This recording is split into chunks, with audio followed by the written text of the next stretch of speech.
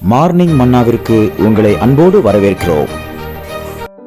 ஆண்டுடைய பரிசுத்த நாம் மகிமைப்படுவதாக. இந்த நாளிலே உங்களை சந்திப்பதிலே மிகுந்த சந்தோஷம். எனக்கு அன்பான தேவ பிள்ளைகளை, இன்றைக்கும் கர்த்தர் நம்மோடு பேசுகிற வார்த்தை சங்கீதங்கள் புஸ்தகம் 23ஆம் அதிகாரம் 5வது வார்த்தை.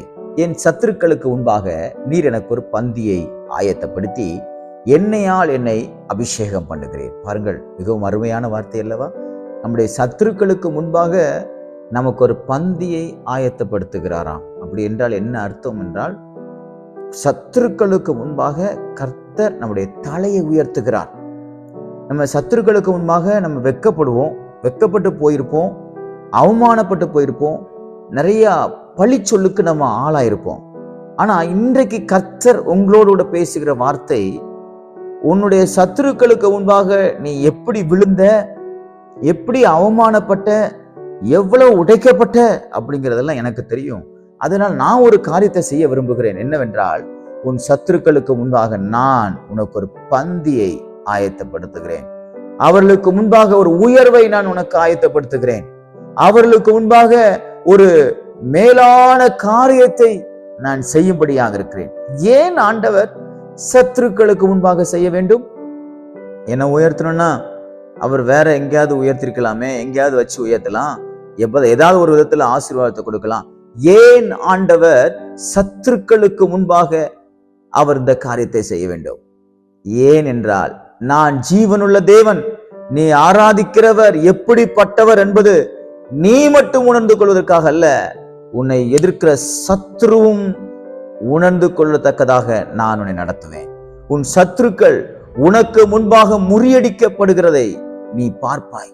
உன் சத்ரு உனக்கு, நான் இப்படி தீமை செஞ்சிட்டேனே, இவன் இப்படிப்பட்ட ஒரு நிலைமைக்கு வந்துட்டானேன்னு சொல்லி அவன் உனக்கு வந்த உயர்வை பார்த்து, உனக்கு வந்த ஆசீர்வாதங்களை பார்த்து அவன் தலை குனியும்படியாக, ஐயோ இந்த காரியத்தை நான் இவனுக்கு செஞ்சிட்டேனே, இந்த காரியத்தை நான் இவனுக்கு இப்படிப்பட்ட துரோகத்தை செஞ்சிட்டேனேன்னு சொல்லி மனவேதனை அடையும்படியாக, இவனோடு இருக்கிற கர்த்தர் உண்மை உள்ளவர், இவனோடு இருக்கிற கர்த்தர் ஜீவன் உள்ளவர், இவன் ஆராதிக்கிற, இவன் தேடுகிற கர்த்தர் இன்றைக்கும் அவர் உண்மை உள்ளவராக இருக்கிறார் என்று மற்றவர்களுக்கு முன்பாக அல்ல, உங்கள் சத்துருக்களுக்கு முன்பாக கர்த்தர் செய்து அங்கே அவருடைய நாமத்தை உங்கள் மூலமாக மகிமைப்படுத்தும்படியாக செய்கிறார்.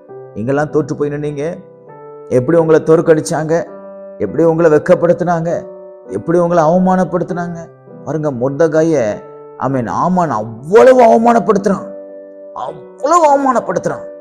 எவ்வளவு கீழ்த்தரமா நடத்த முடியுமோ, எவ்வளவு கீழ்த்தரமா பேச முடியுமோ, எவ்வளவு கீழ்த்தரமா அவனுக்கு காரியங்களை செய்ய வேண்டுமோ அப்படி எல்லாம் செஞ்சான். எவ்வளவு நாள் கர்த்தர் சும்மா இருப்பாரா? உங்களுக்கு சத்துரு செய்யற காரியத்தெல்லாம் பார்த்து கர்த்தர் சும்மா இருப்பாரா? நிச்சயமா சும்மா இருக்க மாட்டார். அவர் தம்முடைய காரியங்களை அவர் உங்களுக்கு நிச்சயமாக செய்து முடிப்பார். அவர் சத்துருக்களுக்கு முன்பாக ஒரு பந்தியை ஆயத்தப்படுத்துகிற தேவன். அவர் ஆண்டவர் மொர்தெகாய் எப்படி ஆமானுக்கு முன்பாக, எல்லாருக்கும் முன்பாக ஆமான் அவனை வெட்கப்படுத்தினானோ, எல்லாருக்கும் முன்பாக எப்படி தலைகுனிய வைத்தானோ, எல்லாருக்கும் முன்பாக எப்படி அவன் அவமானப்படுத்தினானோ, அதே ஆமானை வைத்து, அதே ஆமானுடைய நாவினாலே, அதே ஆமானுடைய கைகளினாலே கர்த்தர் மொர்தெகாயை உயர்த்தினார். எனக்கு அன்பான தேவ பிள்ளைகளே, நம்முடைய சத்துருக்கள் நம்மை பார்த்து அஞ்சும்படியான காரியத்தை, நாம இவனுக்கு இவ்வளவு பெரிய துரோகம் பண்ணிட்டோமேன்னு சொல்லி அவனாலேயே பொறுத்து கொள்ள முடியாத அளவிற்கு கர்த்தர் நம்முடைய தலையை உயர்த்துவார். அதான் சத்துருக்களுக்கு முன்பாக கர்த்தர் செய்யறது. மற்றவர்களுக்கு முன்பாக செஞ்சிருக்கலாம், மற்றவர்களுக்கு முன்பாக செய்ய வைத்து அதை நம்முடைய சத்துருக்களுக்கு தெரிய வைத்திருக்கலாம். ஆனால் நம்முடைய ஆண்டவர் இன்டைரக்டா அற்புதங்களை செய்யறவல்ல, நம்முடைய சத்துருக்களுக்கு முன்பாக டைரக்டா அவன் கண் எதிர்க்கவே கர்த்தர் நமக்கு நன்மை செய்கிற ஆண்டவர்.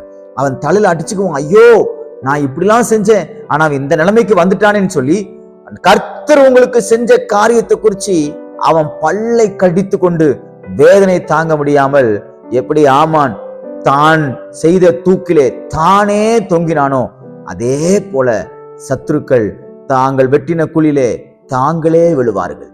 அதான் சத்துருக்களுக்கு முன்பாக ஒரு பந்தியை கர்த்தர் ஆயத்தப்படுத்துவார். நீங்க ஒண்ணு செய்யாதீங்க, உங்க சத்துருக்களுக்கு சரி கட்டுறது அவருடைய வேலை, உங்க எதிரிகளுக்கு சரி கட்ட வேண்டியது அவருடைய வேலை.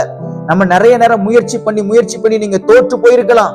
சத்துருவுக்கு முன்னாடி நீங்க எத்தனை நேரம் விழுந்தீங்க, எத்தனை நேரம் அவமானப்படுத்தீங்கன்னு எனக்கு தெரியாது. ஆனா ஒன்று எனக்கு தெரியும், கர்த்தர் உங்கள் தலையை உங்கள் சத்துருக்களுக்கு முன்பாக நிச்சயமாய் உயர்த்துவார். ஒரு நாள் வரப்போகிறது, எந்த ஆமானுடைய நாவு மொர்தெகாயை கேவலமாக பேசினதோ அதே நாவுதான் தெரு தெருவாய் ஊர் ஊராய் இவன் அவன் ராஜாவினாலே கணம் பெற்ற மனிதன் என்று அவனே மெச்சிக்கொள்ளுகிற அளவிற்கு, அவனே வெட்கப்படுகிற அளவிற்கு ஊர் முழுக்க அவனே அவனுடைய நாவினாலே சொன்னான்.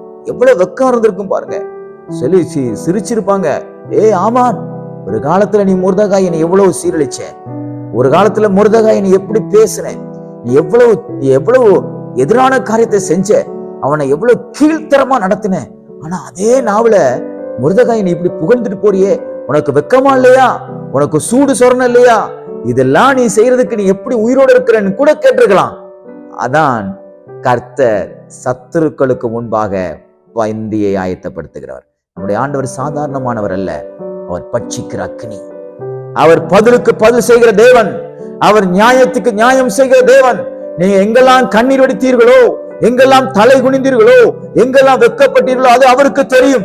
அதே இடத்திலே அவர்களுக்கு முன்பாக அந்த வெட்கத்துக்கு நடுவிலே கர்த்தர் உங்களுக்கு ஒரு பந்தியை ஆயத்தப்படுத்தி உங்க தலையை கர்த்தர் எண்ணெயினால் அபிஷேகம் பண்ணுவார். பயப்படாதீங்க, ஒரு காலம் வருகிறது. உலக மனுஷனே சொல்றான், யானைக்கு ஒரு காலம் வந்தா பூனைக்கு ஒரு காலம் வரும். நான் சொல்றேன், உங்க சத்துருவுக்கு ஒரு காலம் வந்தா உங்களுக்கு பல காலங்களை கர்த்தர் அவனுக்கு முன்பாக ஏற்படுத்தி கொடுப்பார். உங்கள் சத்துருக்களுக்கு சரி கட்டுகிற தேவனை நாம் ஆராதித்துக் கொண்டிருக்கிறோம். அவர் நிச்சயமாய் செய்வார். சோர்ந்து போகாதிருங்கள். சத்துருக்களை கர்த்தருடைய கரத்திலே ஒப்புக்கொடுங்கள், அவர் பார்த்துக் கொள்வார். கர்த்தர் இந்த நாள் முழுவதும் உங்களை ஆசீர்வதித்து சத்துருக்களுக்கு முன்பாக உங்கள் தலையை உயர்த்தி நன்மையினாலும் கிருபையினாலும் உங்களை நிரப்புவாராக. நாள் முழுவதும் உங்களுக்கு ஆசீர்வாதமாக இருக்கட்டும். God bless you. நிறைவாழ்வு ஏஜி சபை பாண்டிச்சேரி.